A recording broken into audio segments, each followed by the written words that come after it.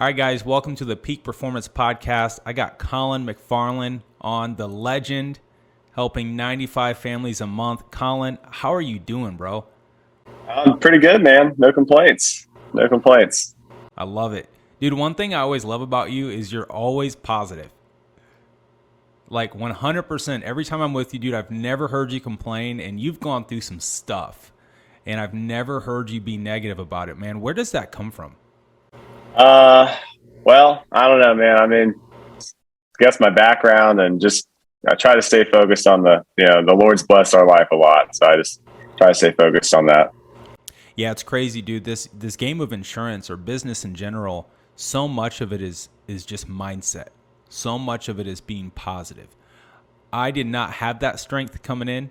I was real prone to be down on myself, be a little bit negative, and I've always been super impressed by your mental fortitude, even starting out, man. But want to just kind of dive into your story a little bit. Let's start there. Give us your story, man. Who is Collin, and how did you end up at Family First Life? So I used to be a police officer. I did that for about 4 years. Never worked in the private sector or really knew anything about it, honestly. So when the short of it is I got fed up with just police work and some of the politics in it, and I decided to find something else. I took the first job I could find, which happened to be a State Farm insurance job. That was my first exposure to the private sector, and I was like, wow, this is totally different than what I'm used to. And then the shorter end of that story is I was still at State Farm, and the Lord was moving in our life, and he called me to go to Bible college. And I told the Lord I would go if he would just show me which college and open the door and give me a job to do that. And the Family First Life, there's a gentleman that was brought to me that I hadn't met before that offered me a opportunity here. And I figured, okay, well, I think this is the Lord's will for my life. And so I quit my job and just went all into FFL. And, I needed to make $3,000 a month is what I needed to make. That was my line in the sand, I had to make that. So I was like, well, if I even do a fraction of what these people are doing, then I'll be fine. Little did I know that this is like a gold mine. Yeah, dude, that's so crazy you say that, because when I was trying to go full time, I was just like, well, we want to buy a house. How much does a house cost per month? Let's say $1,500, $2,000 a month. I'm like, man, I just got to do one of those a month, and that can pay for a house. Obviously, little did we know the sheer magnitude of what was potentially available, here at doing this business on a high level. So you were with a practice company before. What was that like versus now being an independent broker? Again, I had no idea that this was what the private sector was like. I didn't even know that this is the kind of money that gets thrown around over here. So when I was at State Farm, it was a great job. I was really appreciative of it. But it was crazy to me that we were selling $30,000 a month in car insurance. I was like, wow, that's insane that, this office brings in that kind of money every month. So my commission for life insurance was I think 15%. My commission for car insurance, 3%, but it was 15% for life insurance, which, again, I was just like, I didn't know any better. I was like, well, it was a good job. I was very appreciative of it, but now just coming over here and you're starting typically at 100 or above, it's just insane. Yeah, it's wild, man. Obviously, I had never been in the business before this, so I didn't know any better. I think I started at 90%, which to me was still phenomenal. You just went to work, and whatever ended up in my account, that's what ended up in there. I didn't overthink too much. I just needed to make money, So you came from a practice company, came over here as an independent broker. Now, I remember first meeting you. It was at the sales conference in Jacksonville. I think you were already in contracting, and you came. What was that experience like? This was all very quick. The Lord had given me this job, and I thought, man, I gotta start quick because school's coming up. And I decided to go to that sales conference, and I was happy I did because I saw just 30 35 people, give or take, just go up there, all different backgrounds, some similar to mine, talking about helping 10 families a week, 10 families a week, 10 families a week, just from buying leads and working hard. And I was thinking, okay, if all these people can do this, there's no reason that I can't figure this out. So I met you guys. I didn't know, I didn't know anybody. I just kind of figured, all right, well, if I get 100 leads at the bare minimum, I'll have 100 different addresses. So even if I can't call them or whatever, I'll just go door knock it, and somebody will eventually, hopefully, want to get life insurance. Yeah. Now, you've shared some funny stuff with me about the first few weeks, because I know, you obviously remember your first few weeks with the company. You were out writing, but you had some issues with your contracting numbers.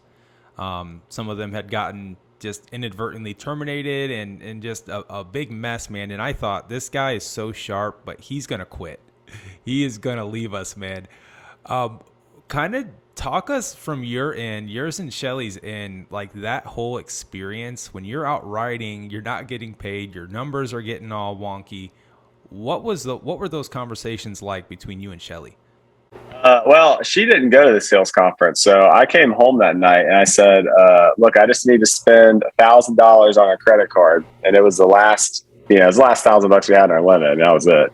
I was like, let me do this. And like, we can help 10 families a week and we can do this, And, so she's like, okay. And she trusts me. She's like, cool. And then I started writing business. I wasn't getting paid on it.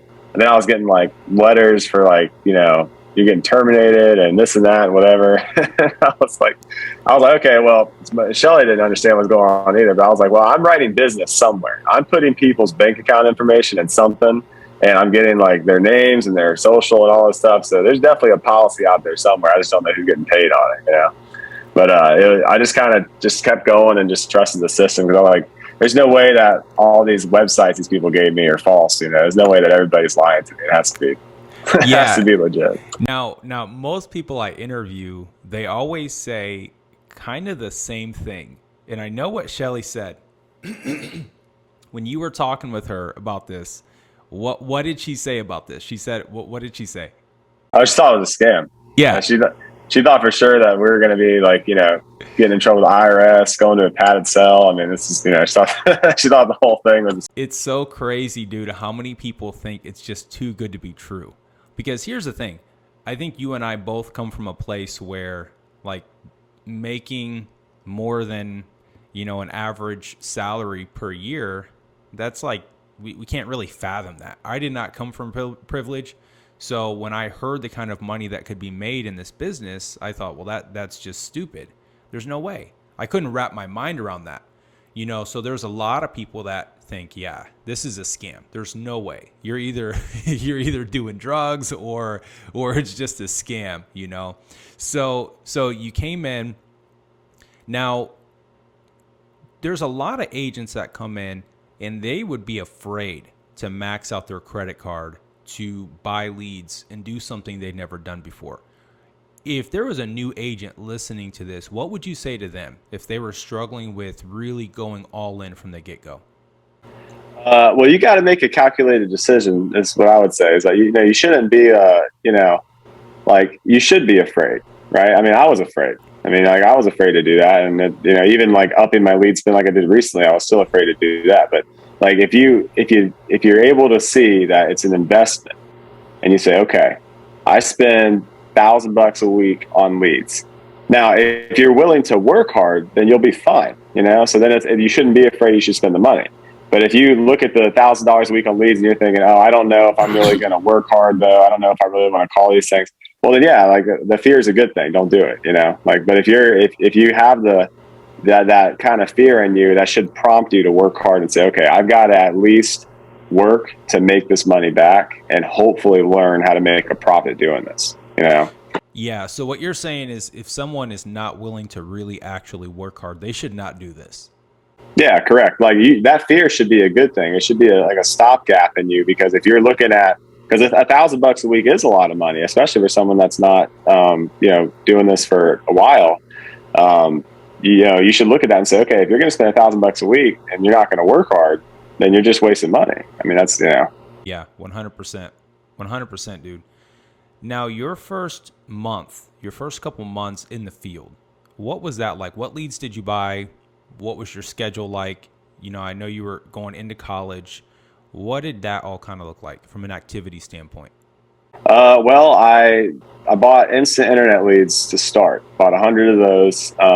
That was through the CRM, just the generic the ones. Sold some policies off of that. I played around with some other internet lead vendors for the first month. I think I wrote like 15 families. I think I was something like that. I can't remember, but it was very quick. I'd say it's about a month after. And, it was funny because I was right when I was starting college. It's funny how the Lord works, but that was about a month after when you told me, hey, Collin, there's a mortgage protection vendor. You got to do recurring payments and you just got to spend, I think it was like $1,000 a week. And at the time I was like, oh man, like that's like 4 times a mortgage a month. I mean, that's just insane, and I was like, so I told Shell, I was like, we need to make sure we got the credit card cleared because if I don't sell anything, we got to pay this off somehow eventually. Yeah, it's so crazy when you talk about the credit card because I remember going full time when I actually helped a family in my church get a couple policies. So that paid for my first batch of leads with Game Time, Facebook Final Expense. And then when I went full time, dude, I didn't have money. I just was trying to figure it out. So I put it on a credit card and I was like, all right, well, I'm going to spend $2,000 a week on leads, and my credit card only had a $2,000 limit. So, and I thought, okay, well, what this is going to do is if I don't pay this off every week, then I can't buy leads the next week. And there were a couple weeks, man, where in the beginning it cut real close. It cut real close, but I just believed so much in the system and just went to work. So now I remember you came out of the gate, you hit that first month, and then, dude, you kind of just took off. It was like wildfire. Now, when you were in school, what was your schedule like? So I was trying to dial. Well, I was in school Monday through Friday, 8 to 2, but there's also a lot of stuff that goes on at our home church and just some ministries at the school. So it takes a lot of time, but I was trying to dial Monday afternoon and Thursday afternoon trying, but to be honest with you, it was very sporadic. I would pretty much just look at my schedule and be like, hey, I don't have enough appointments this week, so let me try to dial for a few. Like if I wasn't running appointments and I had time, I was probably dialing. If I wasn't dialing, I had time, I was probably running appointments. That's kind of just how I did it. But Yeah, I think a lot of new agents miss the boat on that concept, because I always wonder, like, man, this person ran 7 appointments last week. So they either should have made like 4,000 dials or been running a lot of door knocks and appointments. And I think, man, new agents miss the boat on the schedule where, look, not all of this work is fun in the beginning. You either got to be door knocking, dialing, or running appointments. And I always wonder, because I was guilty of this, dude, if I didn't have appointments, I would just sit on the couch and, take care of my kids, things like that, play dad. And in all reality, that wasn't helping my family reach any of our goals. So you kind of understood that right out of the gate. And so from there, you kind of went through the school year. And then really, dude, what I have noticed about you is you're super, super consistent. Your mindset is consistent. And I remember you mentioning a couple times with your schedule, you're like, hey, man, I have this many hours to devote to this. And then I have this many hours. Like, you are so precise with your schedule. Do you feel like that has contributed a lot to some of your success? Yeah, absolutely. Yeah, you have to be. I have to be very structured with everything. There's just not enough time to, I have to time block things and everything is in there. Like we've even got family time scheduled on the calendar. Like that's something we started doing is like literally blocking it out so we can't run appointments or anything else. But yeah, it's helped a lot. Yeah, so much of what we do just has to be so intentional. The schedule, the sales process, the phones. Now, are you naturally a structured person?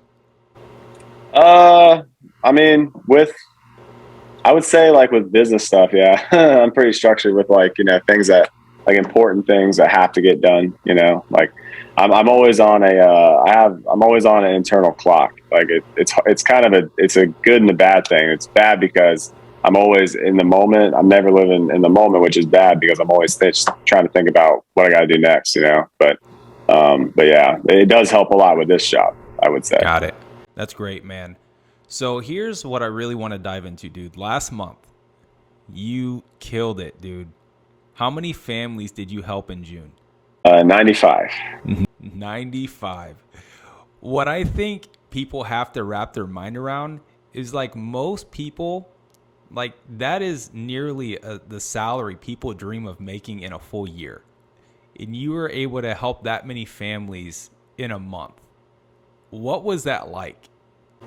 Man, just the goodness of God, man. It was just amazing. It was he really blessed our business, but it is a lot of some changes. You know, I increased my leads. You know, it's one of the things I did. Hired a dialer, so that was kind of a nervous thing. I wasn't really sure if that was going to be a good, you know, purchase or not. But it's been great, honestly. It's been super helpful. But yeah, man, it was cool. So you hired someone to help you with your dials, right? Now, I've used that before too, and it's been a great tool. But do you think a dialer would have made sense when you're only writing 20, 30,000 a month? No, I mean, not maybe in school, honestly, it might have, maybe, because I'm going to keep it now for school because it's really going to help me with like ministry and stuff. But if you're not in school, like if you're doing this at a full-time level, I don't think it makes sense unless you're writing at least $40,000 or 40 families a month. Yeah, I agree, man. A lot of people use it as a shortcut to not actually do hard work, and it will fail big time. But it can also be a great help in a case like yours with your schedule and helping you run more appointments and things like that. So, dude, let's get into some of the more practical things. So, last month, to shape up a 95 families helped month, what was your lead flow before, and what did you increase it to? I was spending $1,000 to $1,500 a week on leads before, and then I went up to about 4,000 to 4,500 a week for the summer. So you just doubled it, and you doubled your income. You doubled your production. That's wild, dude. Like, that's so simple, you know, yet it's so profound because most people are a little bit scared to spend that much on leads, but no one would complain with your return. That's for sure. So you increased your lead flow. What type of leads are you running? I run all mortgage protection, pretty much. Okay. I every once in a while I'll dip into like Happy Agent or, you know, some sort of internet leads, but all mortgage protection mostly. Got it. So how many appointments, if you're spending 4,000 to 4,500 a week, how many appointments would you say you're booking on an average week? Well, probably about, if I had a full week of time, 25, something like that. 25. Okay. So you're running a pretty full schedule. You running just 4 days a week, 5 days a week? What does that look like? Well, last month I was running I was running probably 5 to 6 days a week. I'm going this month and going forward, I'll probably be running about 3 or 4, something like that.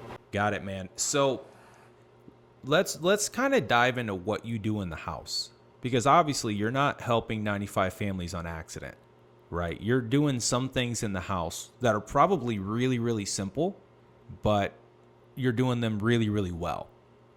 So what are some things you do in the house that you feel are some of your strengths? Well, I think it's like, and this has all been trial and error, right? And just kind of learning from you and other people that have already done it, and just kind of taking what I like out of other people's in-homes and, you know, leaving what I don't like and just kind of making it my own. But one of the things I think that is good that helps me is just taking it methodically. You know, I was talking to an agent yesterday, like you have to take the in-home structure as a step-by-step basis, and you should not move on to the next step if they're confused about where you're at. You know, so if I go to a house and they're still confused of why I'm even there, you know, and what I'm doing and why they have mailers coming in and what mortgage protection is, and if I go to the financial inventory, then yeah, that's dumb. You know, they're gonna get lost and not want to do anything anyway.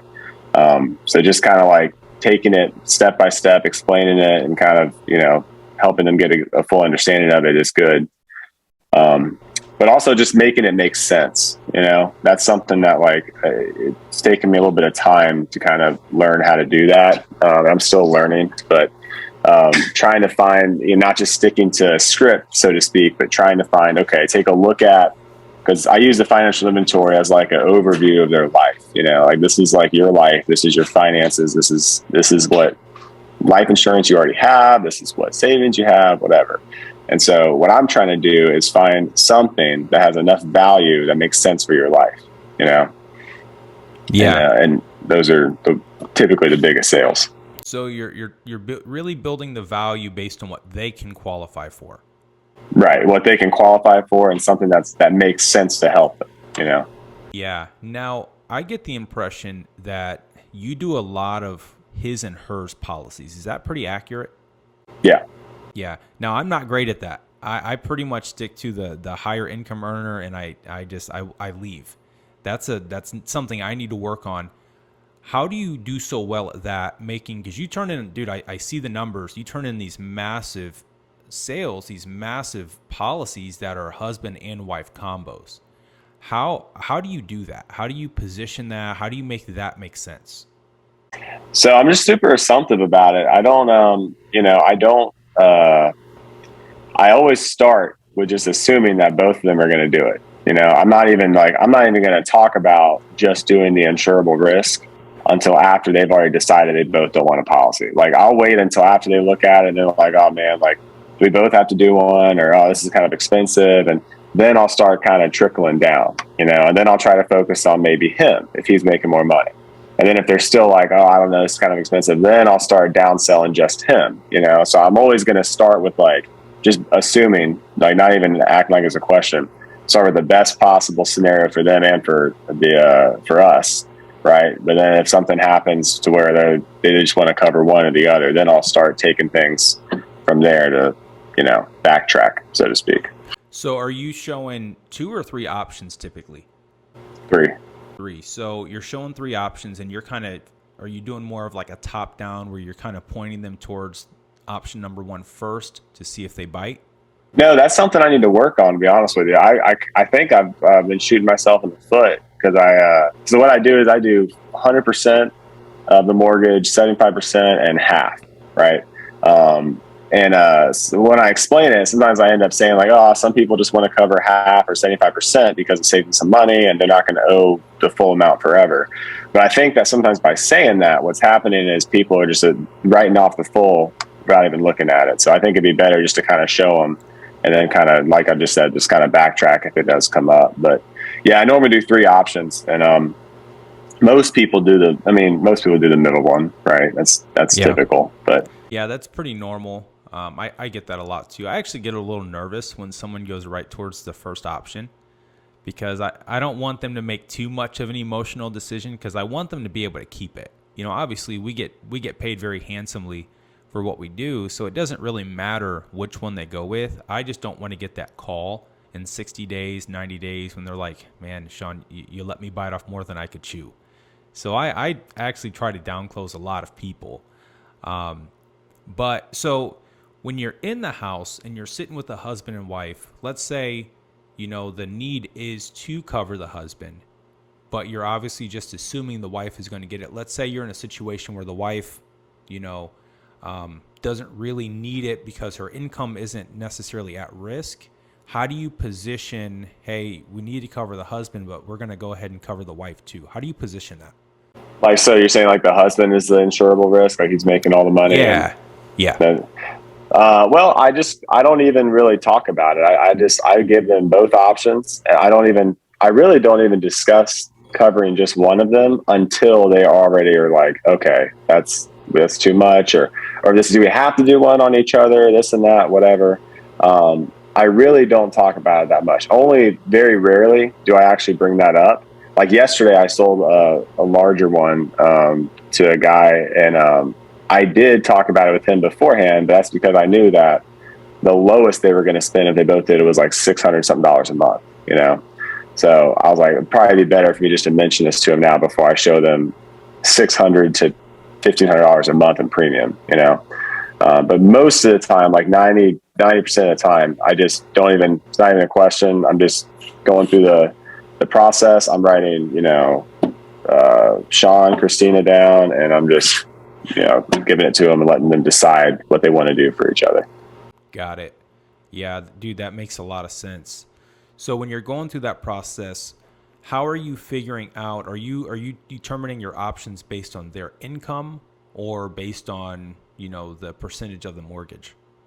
No, I stopped spending. I learned that from, I think it was from Gabe or somebody, but I stopped spending their money for them like a couple of months ago. Like, this is their money. I'm gonna let them spend it, because, so what I do is I don't make them list their bills anymore. I just kind of take a look at, I try to feel them out, and I see how much income they're both bringing in. And, if they're only bringing in $4,000 a month and their mortgage is $1,500 and they're 50 years old, then there's very, very unlikely I'm going to quote a CBO here. Very unlikely. I'm probably going to look more like a 15-year term, something like I want to make it logical. Like, I try to ask myself, if I had $4,000 a month, am I going to spend 500 of that in life insurance? Well, of course not. But I don't do like, I don't make them spend their money or ask them how much are you comfortable, this and that. I build the value. I try to find something that makes sense, and then I'll just go to a product that's going to be affordable. That's kind of how I pick it. Now, what about for senior clients? One second.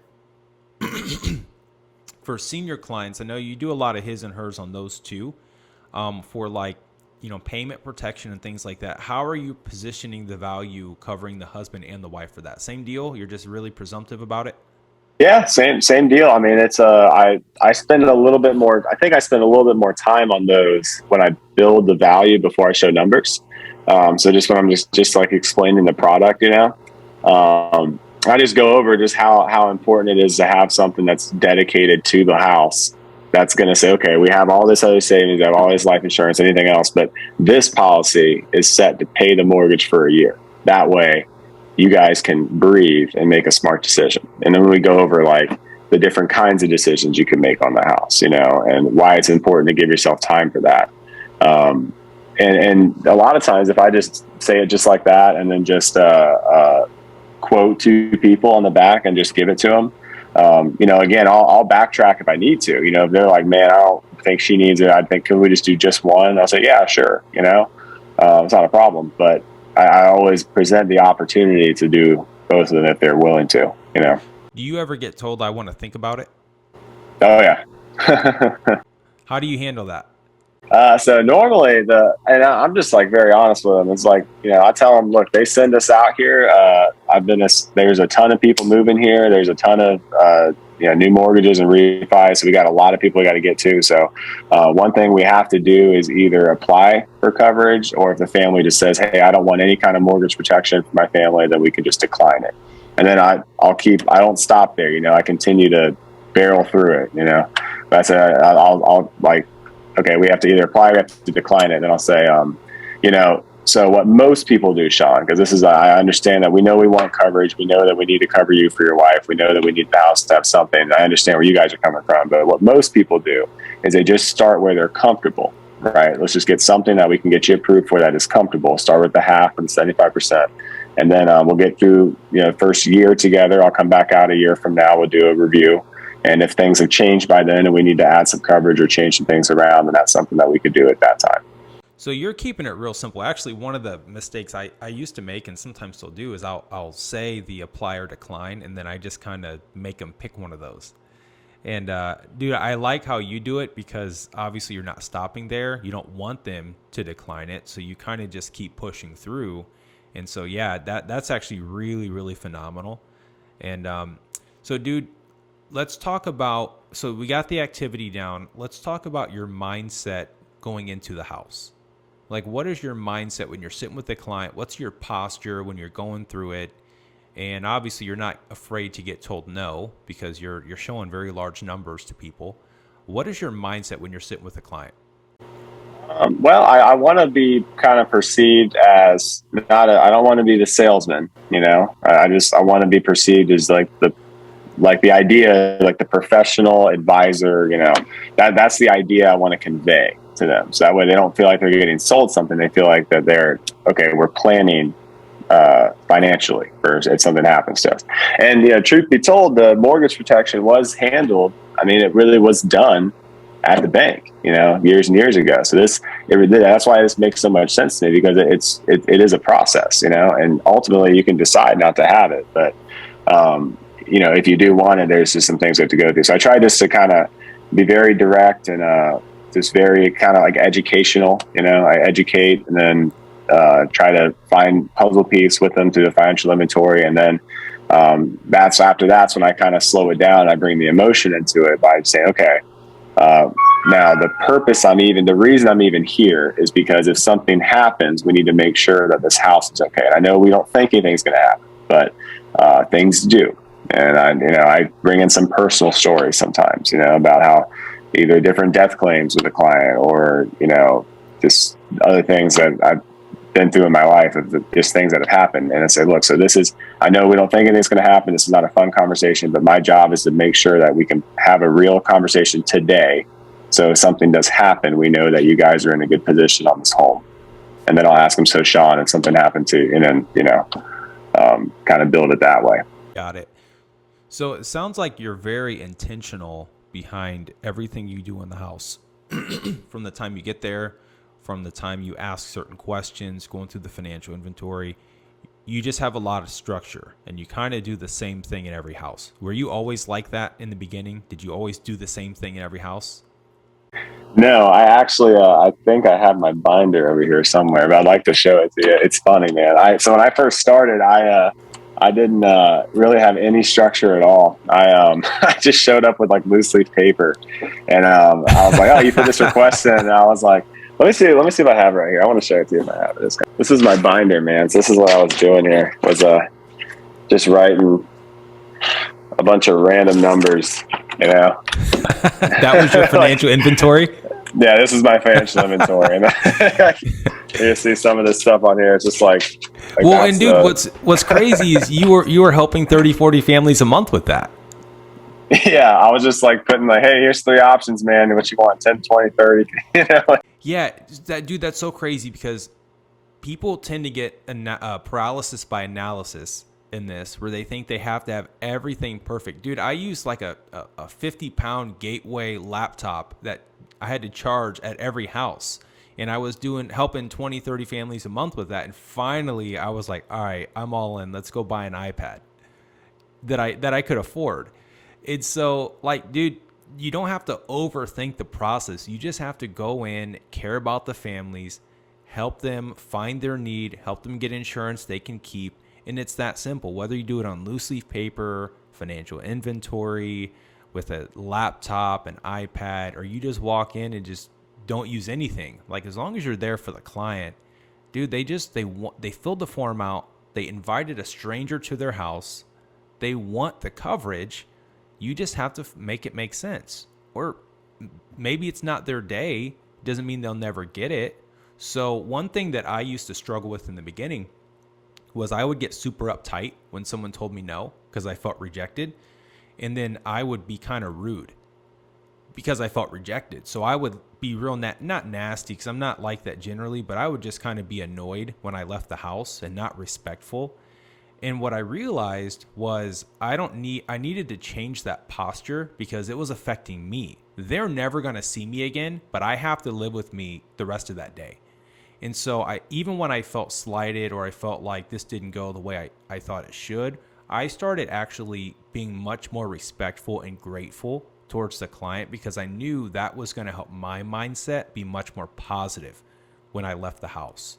Now, there have been a few times where the client is just being really, really, just really dumb and not taking the process serious, and I just leave. Do you ever do that? Do you ever just leave during the appointment? Like, hey, I got to go.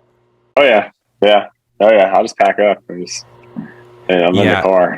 It's so empowering because, in the beginning you have kind of commission breath. You're like, man, I got to get out of here. Or man, I really need this commission check. But then the moment you just start taking yourself more serious and you start valuing your time, dude, you don't let clients run over you. hey, we're either doing this or we're not. I really don't care which one it is. I'm just here to help you make a decision either way so I can fulfill this request and leave. That's it. And I struggle with that. Did you struggle with that in the beginning? Oh yeah, because I just was, we had no money, right? So I was really hoping that everything was needed a sale, just had to, and you get that commission breath, and it just, yeah, it's not good. And like now, I just kind of look at it where like I had a couple moments last semester where I was really learning a lot of this, and the Lord helped out a lot, which just helped me see. But now I look at it with, okay, did I do the best I can do? And like if I mess it up, that's one thing. If I mess it up, then I'll just be in the car and I'll be upset about it. Like, man, I gotta do better. But if I go to the house and I have ran through this with them, and I go through the financial inventory with them, and I explain it and build value, and they can afford it and they need it, and then they still tell me no, I don't really care, because I'm like, okay, like I used to care, but I don't care anymore, because now I'm like, all right, well, you're not going to buy it anyway. Even if you had bought it, you're just going to cancel it. The ones that I get mad about are the ones where I'm like, man, I could have sold that, if I would have just done something different. But most of the time I'm like, whatever. If I get to the house and you're super rude, you don't want me there, well, I don't want to be there anyway, because you're just going to cancel whatever we do, and it's going to charge back. Yeah, for sure. Well, man, I sincerely, I appreciate your time hopping on here. I'm super grateful, super excited to be in business with you and Shelly. You guys are just two incredible people, genuine people, man. And I wish we were closer so we could get together more often and cruise around in your Tesla. So let me ask you this. As a parting shout, if there was someone watching this that was kind of considering joining the company, but they just don't know. They're a little bit skeptical, that maybe they have some questions. What would you say to that person? Well, I mean, you gotta, like I said, it's a calculated decision, right? I mean, the reason I think it's so attractive for people is because the commission obviously is so high. That means that if you just go to work and if you can figure this out, you can change your family's life forever. I mean, the kind of money that you make at FFL is, in my opinion, insane, because this is more than what people will go to school for 15 years for can make, right? So it's a really good financial opportunity, but it can't be confused with the hard work that's needed to get there. I mean, you're not going to jump in and write, 40 families a month without having some hard work. I mean, you're going to have to work hard. You're going to have to grind, and that's exactly what it is. It's a grind. But I was having a conversation with someone the other day, and it's like, well, if you can just say, okay, I'm going to commit myself to learning this craft. If I say, okay, the system does work, I can tell you truthfully, if I can do this, anybody can do it. So there's nothing special about it.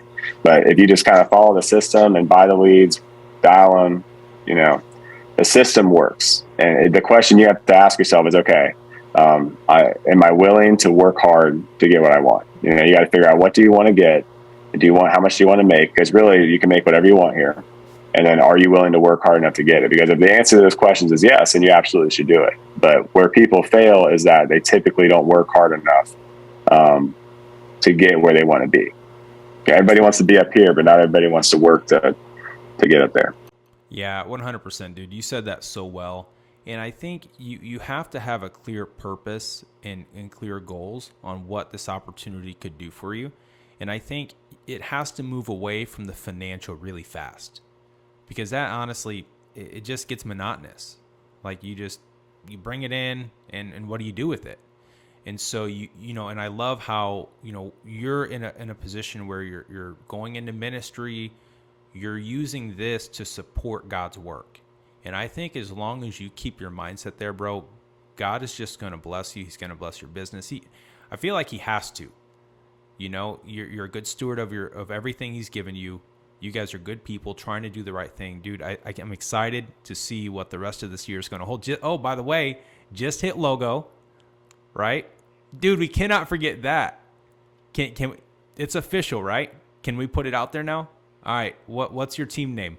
FFL Lighthouse for Matthew 5:16. Love it, dude. Got your verse right there on the graphic.